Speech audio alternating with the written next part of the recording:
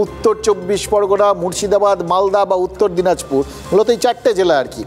এখানকার এই বিধানসভাগুলোতেই মোটামুটি 50টা বিধানসভায় 2002 সালের তালিকায় ছিলেন না এরকম ভোটারের সংখ্যা 60 থেকে 65%, যারা বাবা মা বা ঠাকুরদার নাম বা এপিক নম্বর ব্যবহার করে এখন ভোটার তালিকায় নিজেদের বৈধতা প্রমাণ করতে চাইছেন। এখানেই তো সন্দেহ হয়েছে নির্বাচন কমিশনের। বলছিলাম কালকে যে এত নতুন ভোটার হঠাৎ করে এলেন কি করে, মানে ওখানে ওই কোথাও গিয়ে জন্ম নিয়ন্ত্রণের ব্যাপার ট্যাপারগুলো 2002-এর আশপাশ বা তার একটু আগের থেকে কি কমপ্লিটলি উড়ে গেছিল? সবাই হঠাৎ করে অনেক বেশি বংশ বিস্তারের দিকে নজর দিয়েছিলেন, নইলে এরকম হওয়ার তো কথা নয়। উল্টো দিক থেকে ভেবে দেখুন, মাত্র 35% ভোটার যারা এই 2025-এ রয়েছেন তারা 2002-এর ভোটার ছিলেন। মানে বয়স্ক ভোটার প্রায় নেই বললেই চলে, সব ইয়াং ভোটার। এবার এই জায়গার থেকে নির্বাচন কমিশনেরও টনক নড়েছে। এটা তো এত স্বাভাবিক হওয়ার কথা নয়।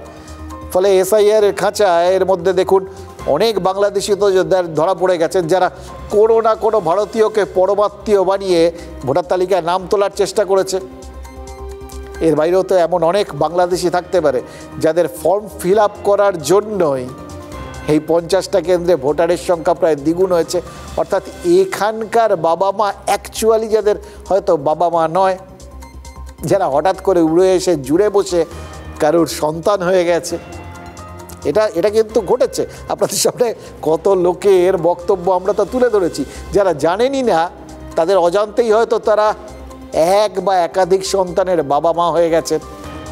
এখন কেউ কেউ জানতে পেরে কেলেঙ্কারিতে ভুগছেন, কারণ সম্পত্তির ভাগ টাকা বান্না দিতে হয়। ভারতীয় যারা মানে ঠিকঠাক নাগরিক, সেই হিন্দু মুসলিম যেই হন না কেন, তারা কিন্তু এই সমস্ত উড়ে এসে জুড়ে বসা সন্তানের কারণে এখন রীতিমতো অস্তিত্বের সংকটে ভুগছেন।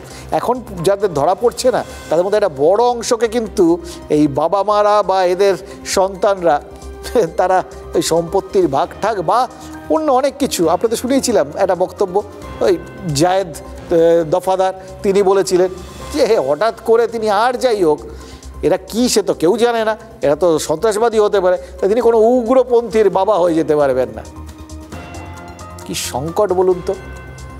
এবার এই জায়গার থেকেই তো শুভেন্দু অধিকারীরা বারবার যে ভয়টা দেখাতে শুরু করেছেন, এরকম যদি চলতে থাকে তাহলে এই অনুপ্রবেশকারীরাই এই এলাকাগুলোতে সংখ্যাগুরু হয়ে যাবেন।